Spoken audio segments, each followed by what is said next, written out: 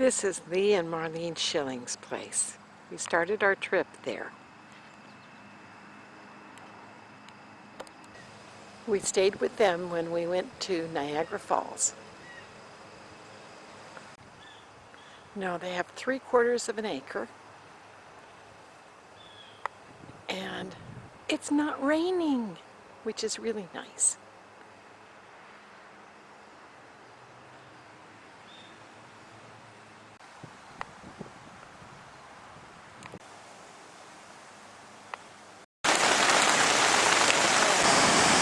Well, I'll tell you, we had a bunch of rain just as we got here.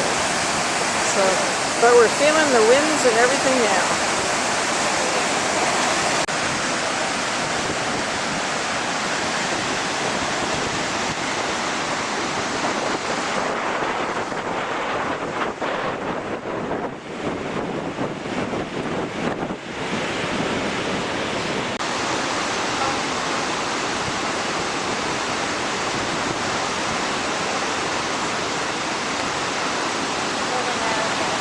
Yep.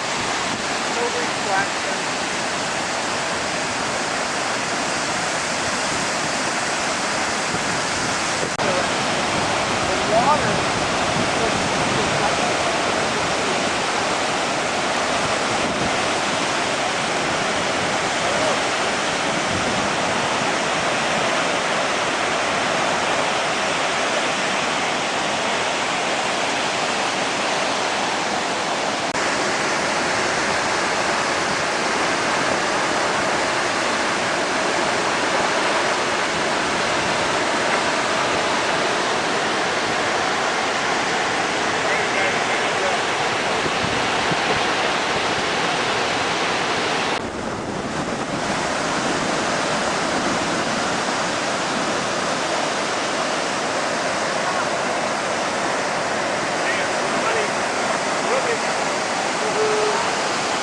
This is on the Canada side.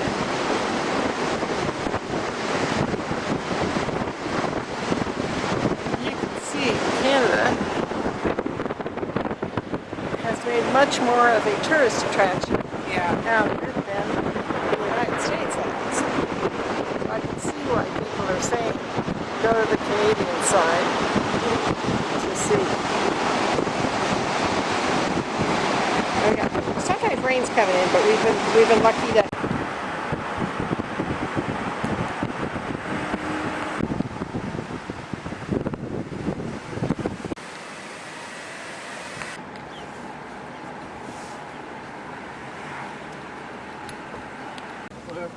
no, that's fine. That's fine. No, it's not a problem.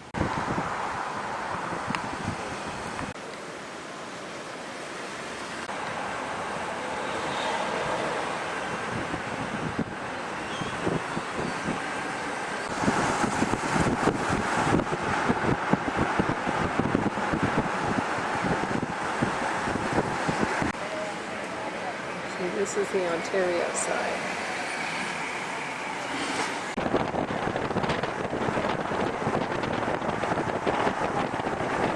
Alright, so we're at Canandaigua Lake in New York. The artists come here and do their work right there. That's why we never see anybody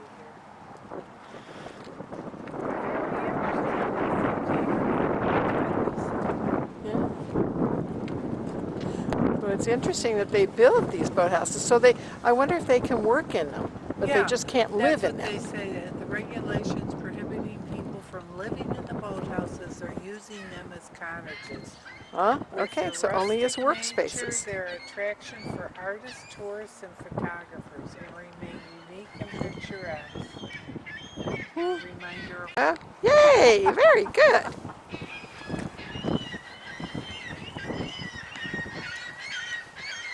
Here's the seagulls. Got a lot of seagulls.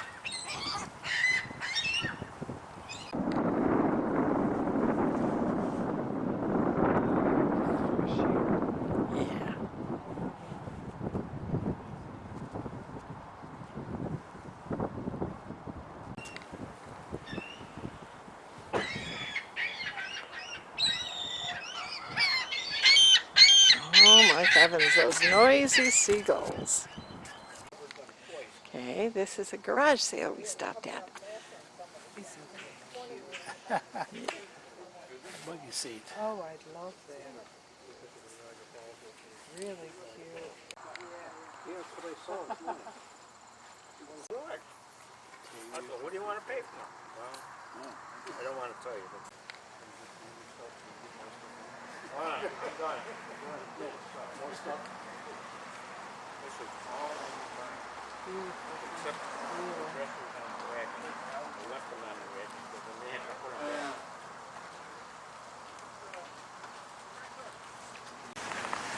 Okay, we're checking out Wegmans, a specialty grocery store.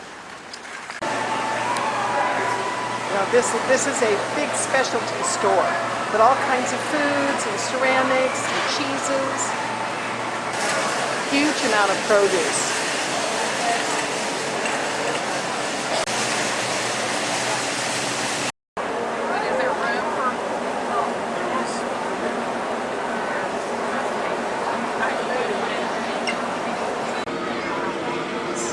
It's right next to us. We've now been fed, so I feel better. And of course, New York City at night.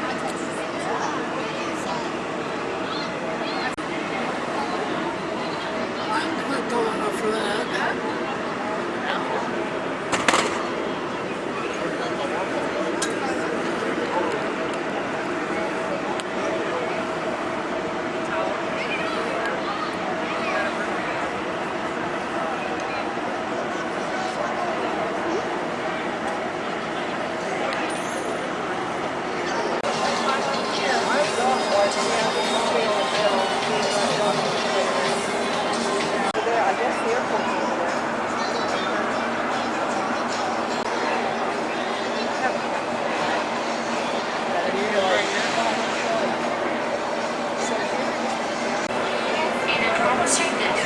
This is a movie they're showing.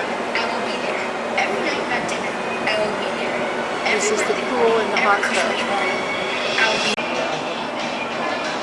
Because he said he just flowed.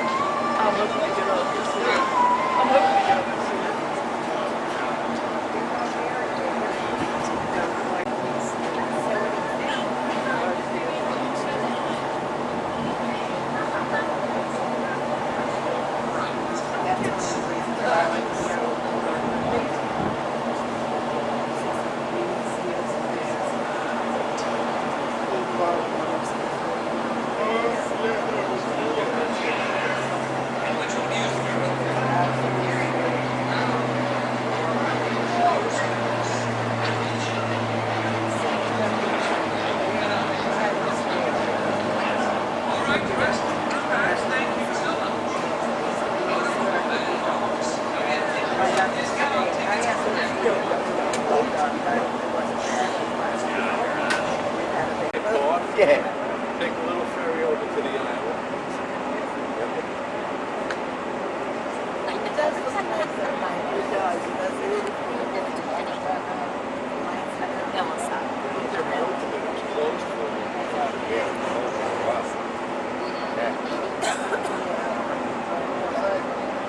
We have no New York was New Jersey, who knows? I don't know about it. Oh, no, I saw it.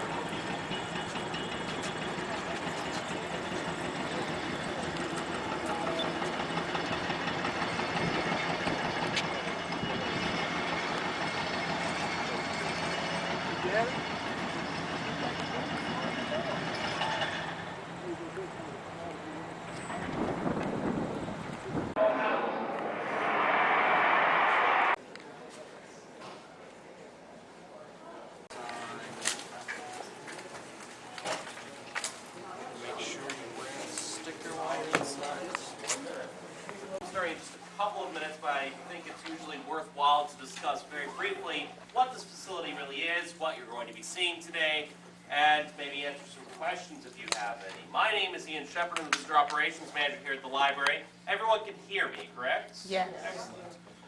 So we're very glad to have Carnival Cruises, the Sunshine specifically, out with us today. I'm curious, have any of you been to a presidential library before? We have a number of hands. Let's kind of shout it out. Where have we been?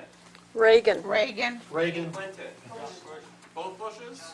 Both Bushes, Johnson, Truman, Eisenhower, LBJ. Any others? Reagan. Nixon. Truman.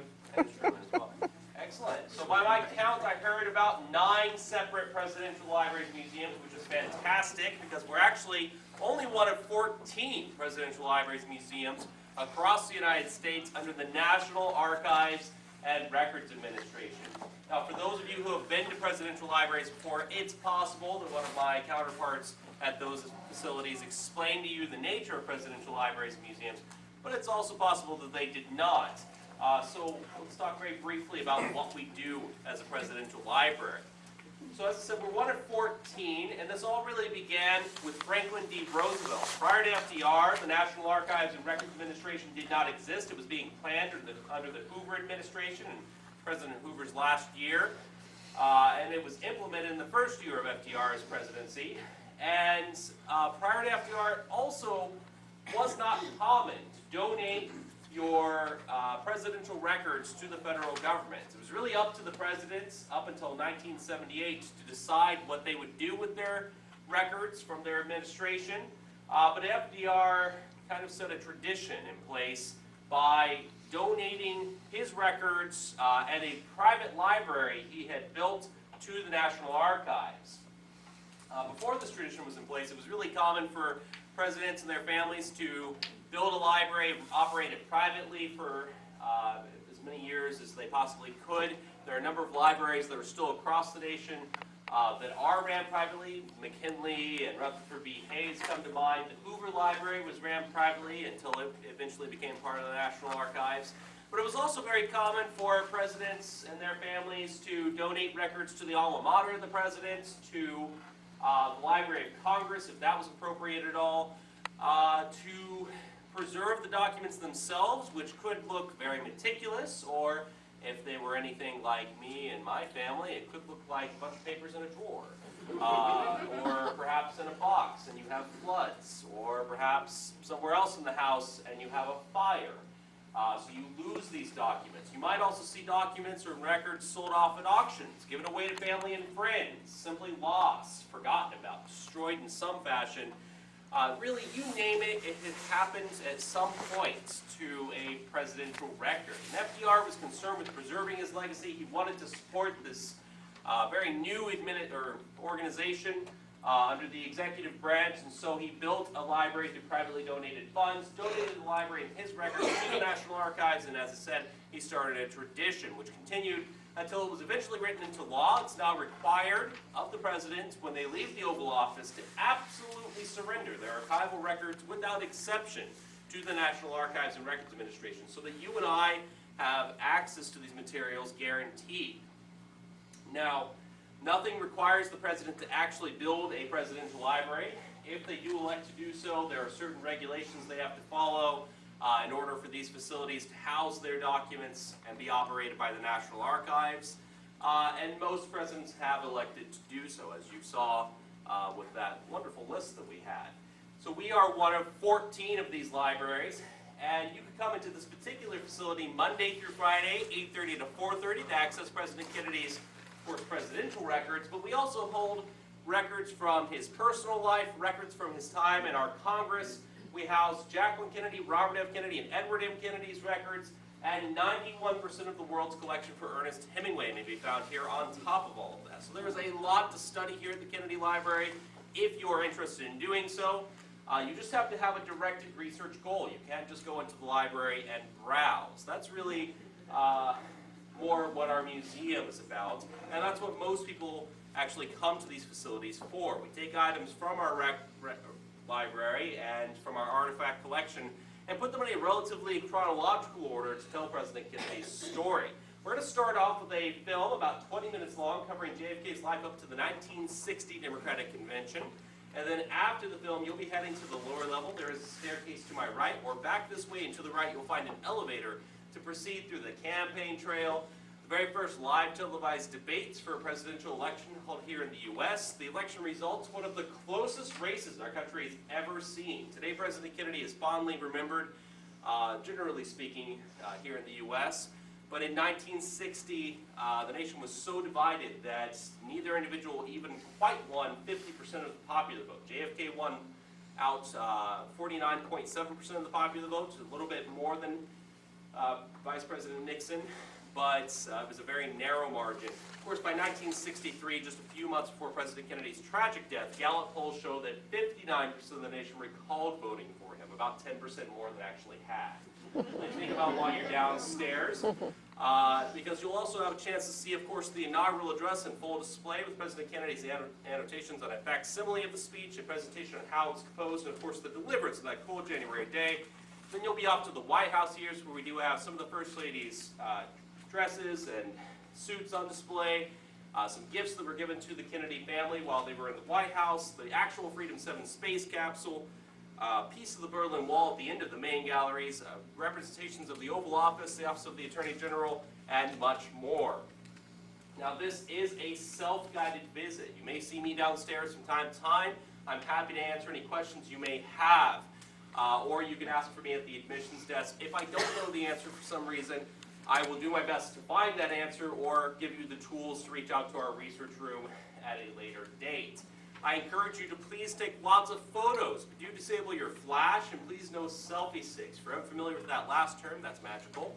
And if I could make one personal recommendation, we have a special exhibit. It's number 23 on your maps and brochures. It's marked as special exhibit. And this is actually outside of the main galleries. You come out of the main galleries after seeing our section of the Berlin Wall. It's next to some glass doors. You go through the glass doors, and to your right is that beautiful sunlit room, the glass pavilion overlooking Boston Harbor and the Boston City skyline. It's a space of quiet reflection. But if you go away from the sunlight, go left instead of going right, you'll find our elevators, and just beyond the elevators, you'll find JFK 100 milestones and mementos. This year marked 100 years since President Kennedy's birth, May 29th, 1917. And to celebrate that, we've put out 100 items to celebrate each year since his birth. 40 of these items have never been seen before, and the other 60 have only been seen once or twice. This is a bit of a once-in-a-lifetime opportunity, so I highly recommend this exhibit. I hope you all have a great time today, and thanks so much for choosing to visit the Kennedy Library. 8,000. In the electoral vote, the Kennedy still stands at just 4 votes short of the 269 nominees. And here is the picture of Vice President Nixon and Mrs. Nixon.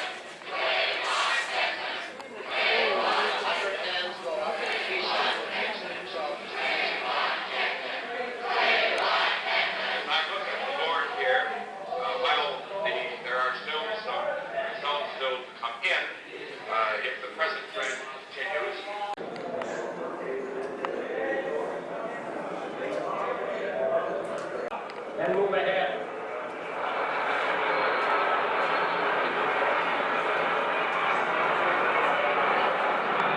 Many years ago, the great British explorer That game to his dance has writing inside it. There will always be the love child. And when we meet it, it's a great child. Ladies and gentlemen, Mr. President, one of the Kennedys that did not need an interpreter.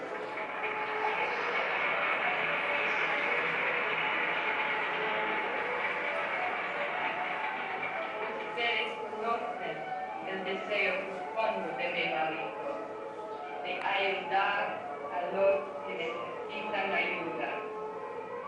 Estoy segura que con vuestra colaboración él tendrá éxito. Hasta luego, gracias.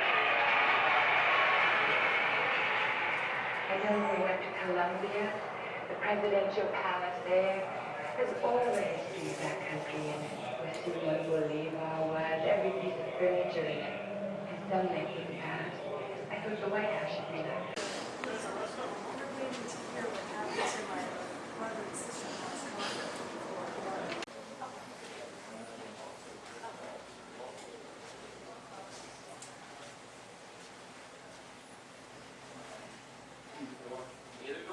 Conceived as it is, yet with its freedom of choice, its breadth of opportunity, its greatest of all opportunities, yet from equal single-minded affairs of the communist system. A whole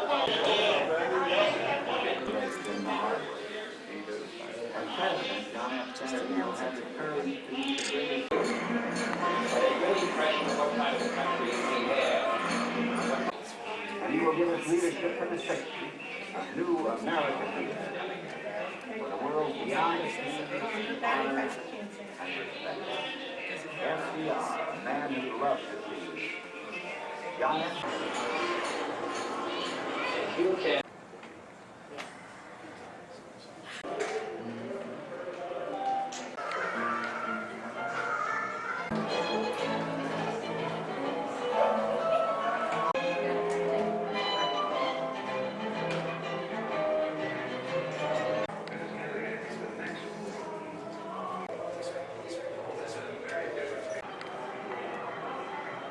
The most interesting was the pair of chairs by the desk. Not many people know that Mrs. Lincoln sold a lot of furniture after her husband's death. She was destitute. A lot that she bought and a lot of earlier furniture. Those chairs are way before Lincoln, either Van Buren or Tyler. And one of the ways that we get most of our furniture back is people who got things at that sale. Those were a gift to Mrs. Diaz and McGinnis Church. I say the generosity of those people is what makes it still happening. I know that all the rooms in the White House have historical association. It's rather like Staffordshire, but it's American pottery, which is very rare, of the early 19th century, with an eagle and a shield. The thing I care about most is to make it more of a museum, with more pieces of beautiful furniture that belong to old presidents. There's very little antique furniture here now, and most of what is taken. There are some who say that communism is the wave of the future. Let them counter-hurl in. Has these few lines. In whatever arena of life one may meet the challenge of courage. Whatever may be the sacrifices he faces if he follows his conscience. The loss of friends, his fortune, his contentment, even the esteem of his fellow man. Each man must decide for himself the course he will follow. The stories of past courage can provide that ingredient. They can teach. They can offer hope. They can provide inspiration. But they cannot supply courage. Photographers waiting for it out there. It isn't hard.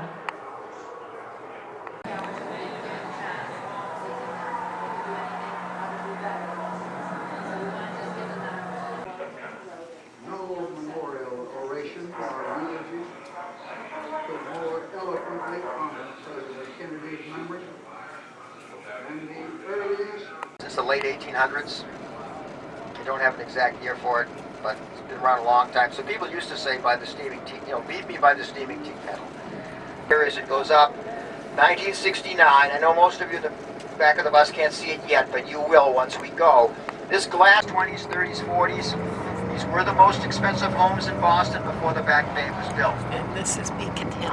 Today, a lot of them have retrofitted them, these residences, for elevators to climb all those stairs. Private club here, Boston Somerset Club. You see the S on that flag. You have to be invited to join and rich. Again, you see the swan boats again, right? So this is Boston's duck pond, because there are a lot of ducks in there, but there are also some swans. And the Paget families, Now you're going to see the new State House. This is it here. See the Golden Dome? Right, that's it. And if we pull up right up to the statue, State House, now you see how big it really is. It's a big State House. 2 huge additions. This State House was built between 1795 and 1798. Think about that. So only in Massachusetts could you have a new State House that's more than 200 years old. But we do. There it is. The red brick portion is the 1790s. Those 2 wings were added 100 years later. So I'm not talking about them. The Golden Dome, you see it up there, was of course originally not. It was actually wooden shingles. I mean, this was the 1790s. And it had a problem. It leaked when it rained. Because if you know anything about shingles, when it's dry, they shrink, and then when it gets wet, they swell up. So when it started to rain, they'd leak until they swelled up, and then they wouldn't leak. So, that patriot, Paul Revere, who had started a copper rolling mill business, said, I'll copper the dome, and I'll guarantee it won't leak. And he did that in 1802. It was gilded, the way you see it now, in about 1870. The architect was Charles Bulfinch. He loved red brick, he loved arches, he loved balance. I suggest to you, you'll see all of those elements in that building. John Hancock Tower. Now, the John Hancock Insurance Company still has the building behind this building. It's the original John Hancock Tower. It's 26 stories high. And then in 1962, their competitor, the Prudential Insurance Company, built a 52-story high tower, right, early 60s. And Hancock wanted to get the title of tallest building in New England back, so they built this tower, which opened in 1976. The architect was I.M. Pei, a Chinese-American architect. He wanted to design a glass building which would reflect the buildings around it, particularly Trinity Church. It was Henry Ward Beecher. And you probably don't know him, but maybe his daughter might be more familiar. Her name was Harriet Beecher Stowe. That's her married name. And she was famous for writing a book. Okay. Can we guess the name of the book? Uncle Tom's Cabin is Right. Yes. About the life of a slave in the South, which had a huge impact on people up here in the North. All right, on the left, Boston's Tea Party Ship and Museum. There's 2 replica ships, one on each side. It's a nice take, but it's not a museum, really. It's a show. You go in there and they have, I'm not going to call them actors, but they're dressed in colonial garb and they represent people. And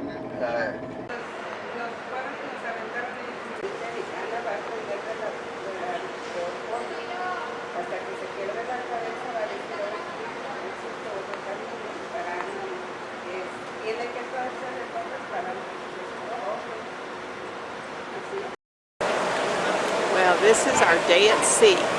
So we are just out in the open ocean. You know what? Smith would love, I think, the water slide, as long as he could convince one of us to go down it with him.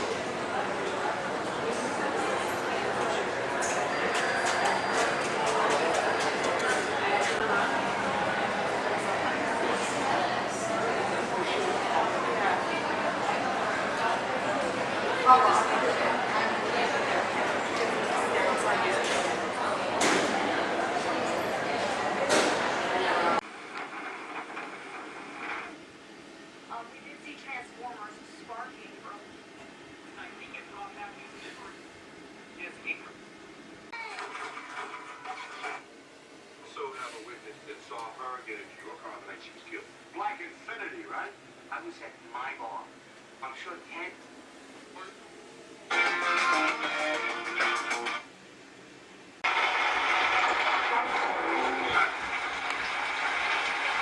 The sign is up above. Read it carefully. We have enlarged.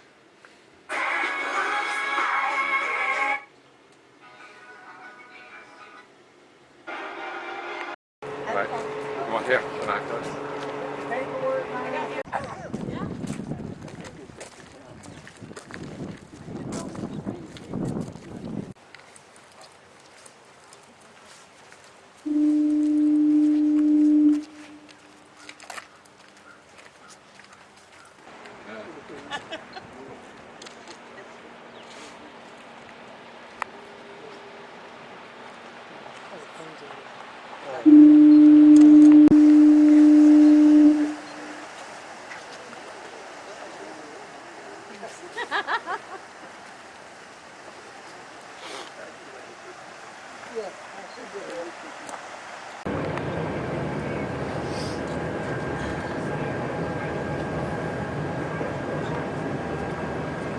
So we're going to be turning off here. So he calls it his little fishing boat. Let me tell you about it. It's actually an extremely fast cigarette bomber, you know, resort with your saltwater swimming pool and really.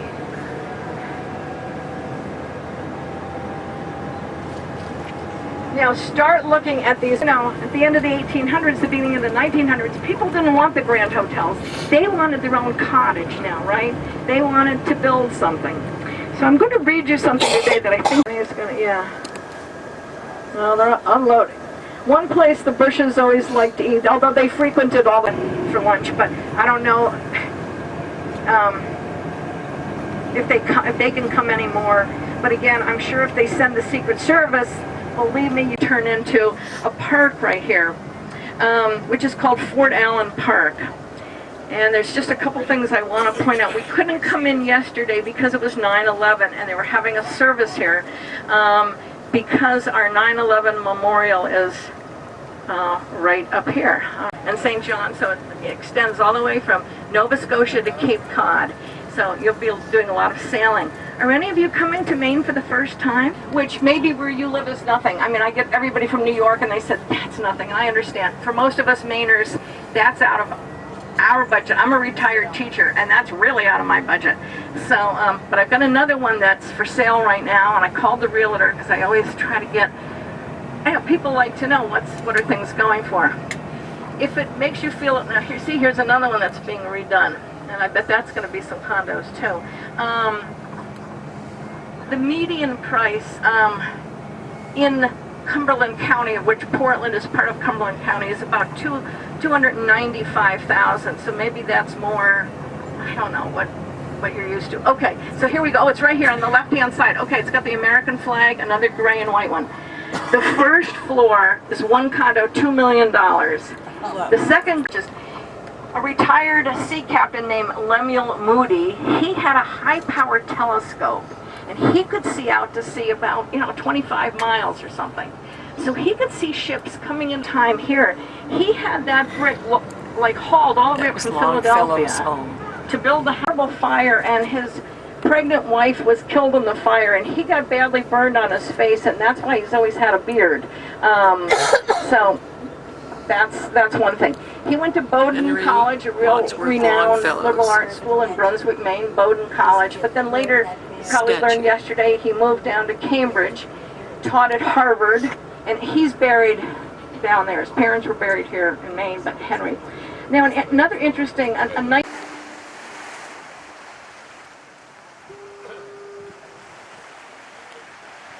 There's our ship.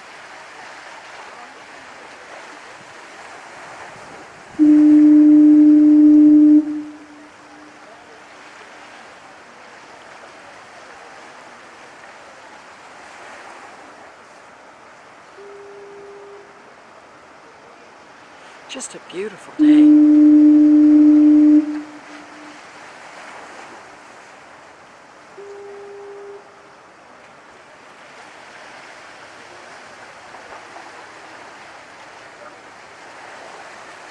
buildings.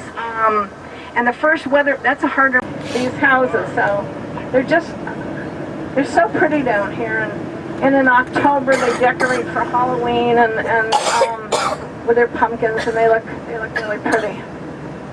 So we'll be looking, and if you see some of yours, just feel free to shout it out. And this is the wedding cake house, which he shouldn't be parked right there. And these people shouldn't be getting out, but he's going to pull up. Oh, this is great. Thank you, Kenny. At least we pull up a little bit. I hope you can at least get to see a good chunk of this home here.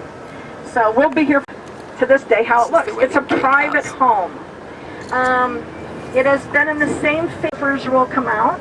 And this is called Gooch's Beach. And this is where Mrs. Bush would walk at this beach here. Yeah, because we're pretty close to her place. So.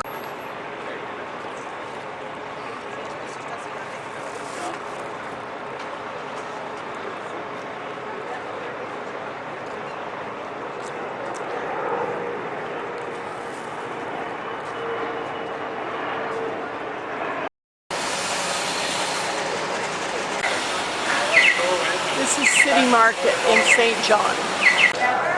The inside of this roof, it looks like it's made of the bottom of the top, like a hull of a boat, and then all these decorations. It has survived all fires, so it's the original building. Nice for a farmer's market.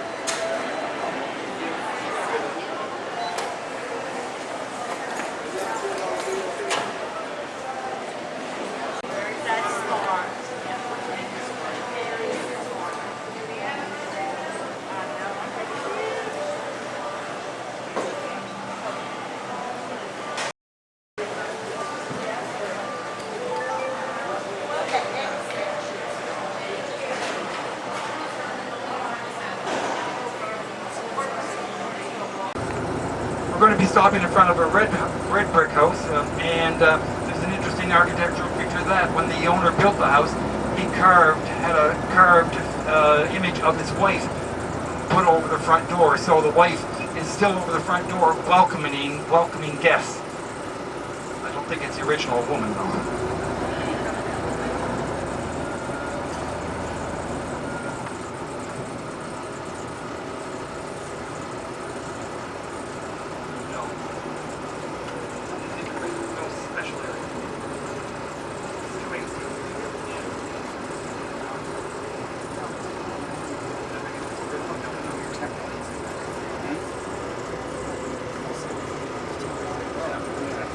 So over the 218, you can see a face carved into the lintel above the door.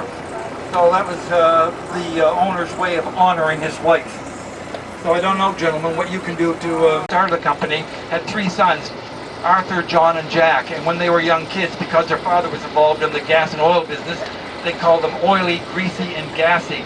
And even though the sons are now in their 80s, some of their friends still call them that. It's not, Arthur, Jack. It's still, hey, oily, hey, greasy. And across the street, you'll see another park that was created by the Irvings, and there's the statue of Mr. Irving in it. But all these parks are for the people of St. John, so it's not a private park.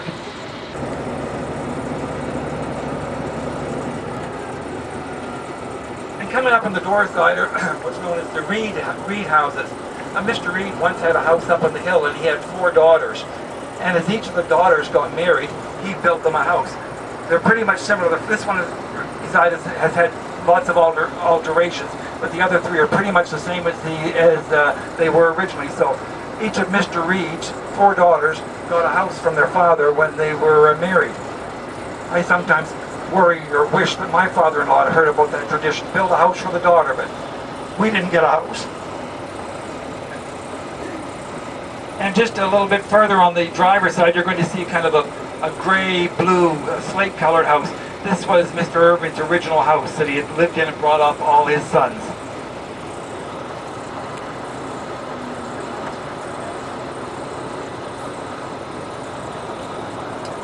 And next to the Irving place is called the T.H. Estabrook's house. Has anybody ever heard of Red Rose Tea?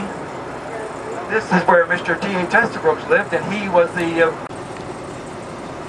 and that was made from just scrap rock that was brought up from the port that had been brought on the hulls of ship.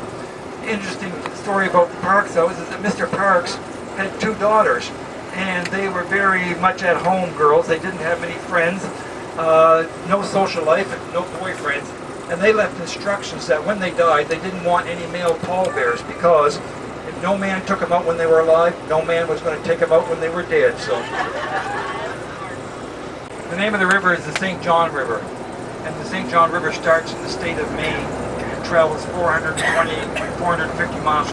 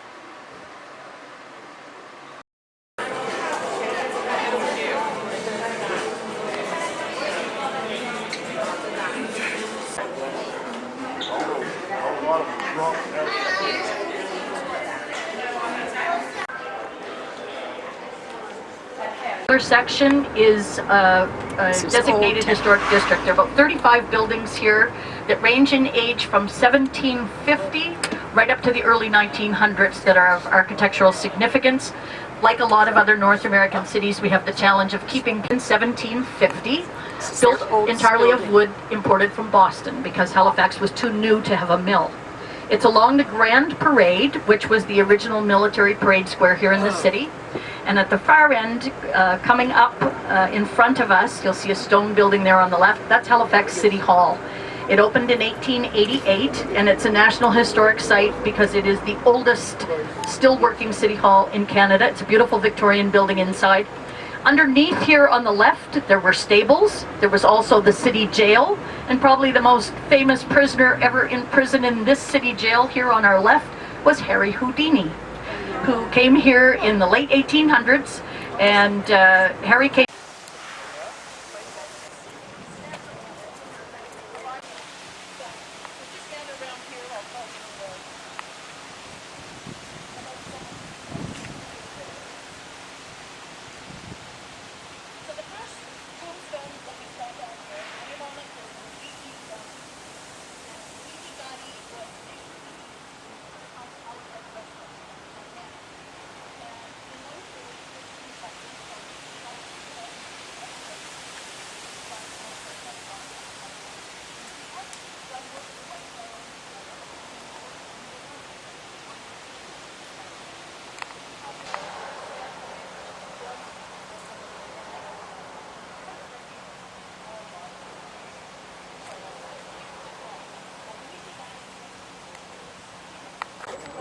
Now the number on the grave means nothing. It just means the number in what order this person was recovered.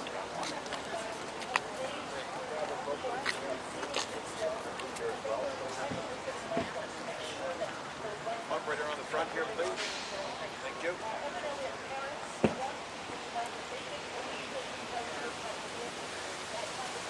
Around the front here, please. Thank you.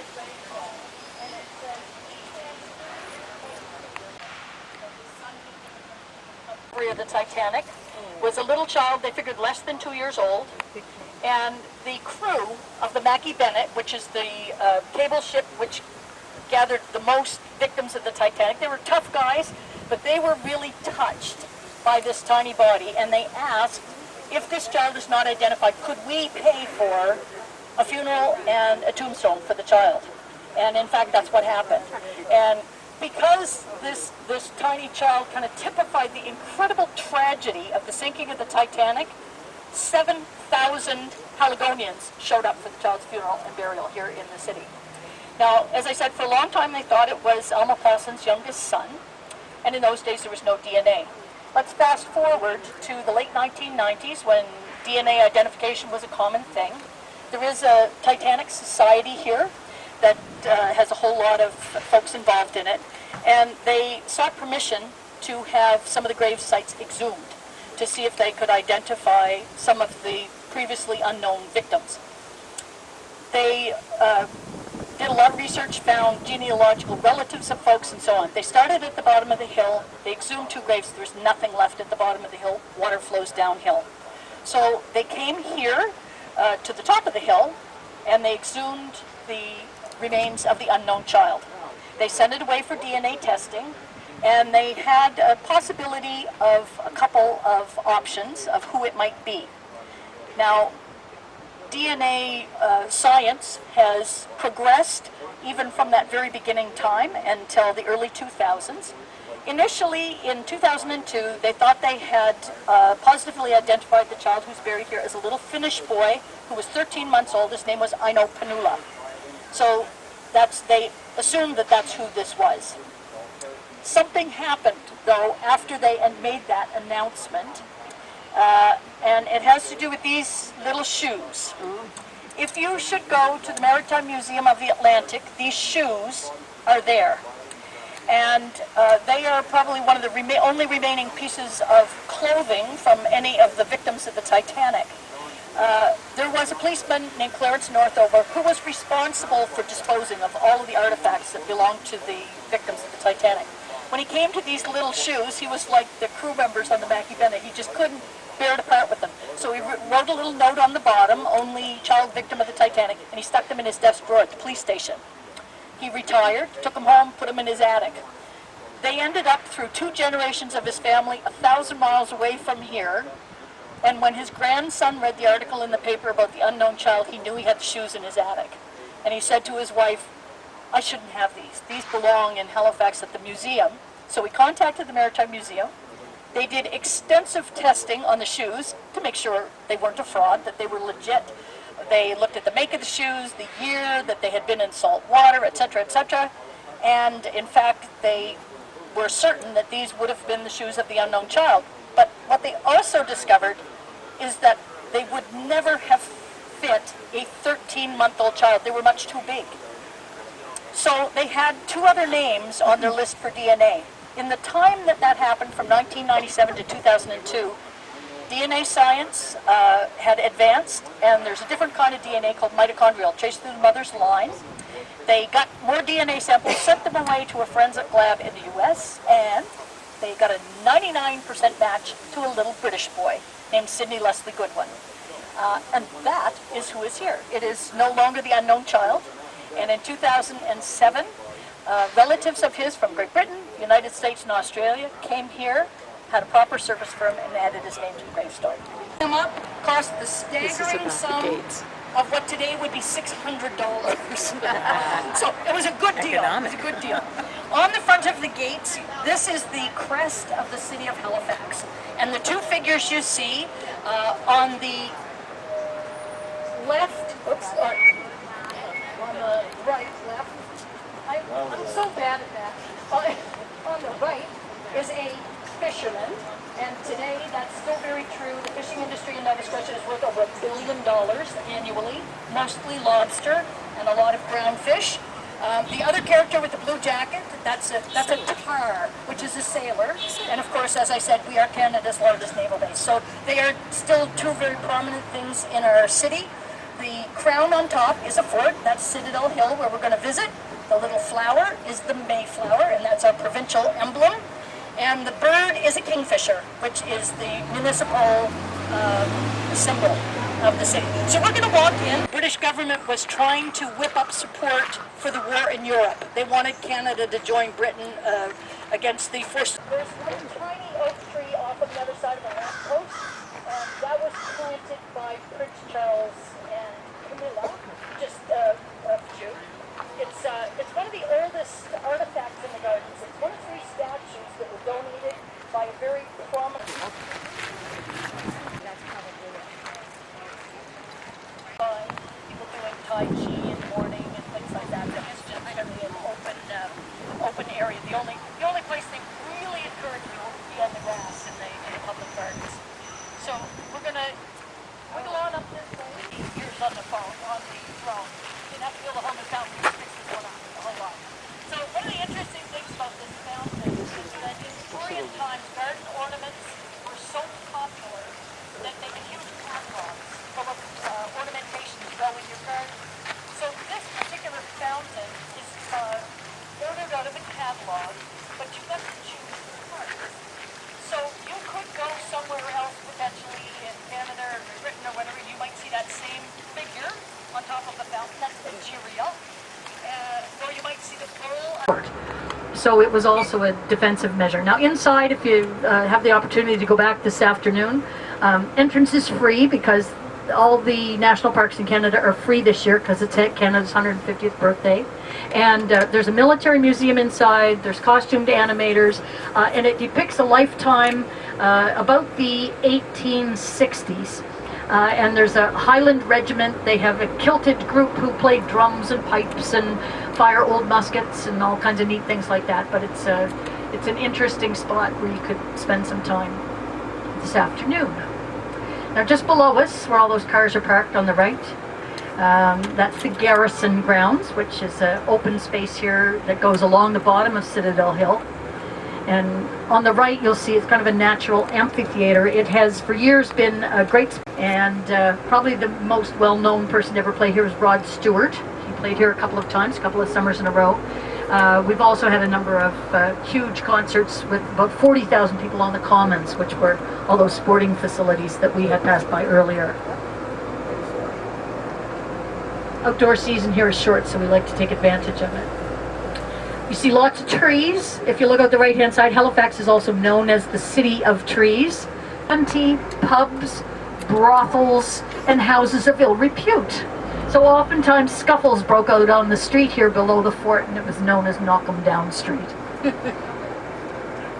Now directly in front of us is Royal Artillery Park. Built the main exterior of the church. And then stonemasons filled in the pieces. We're back again on the right by the old burying ground, which is the oldest cemetery. They buried people in piles by family, and they had little wooden crosses. He was responsible for the British attacking the presidential residence in the War of 1812. They say he gave the order to put the torches to it. Wasn't successful in burning it down, but a rumor that they each had a ladle of the rum after they buried him. And we say that was the very first full-bodied rum. A lot of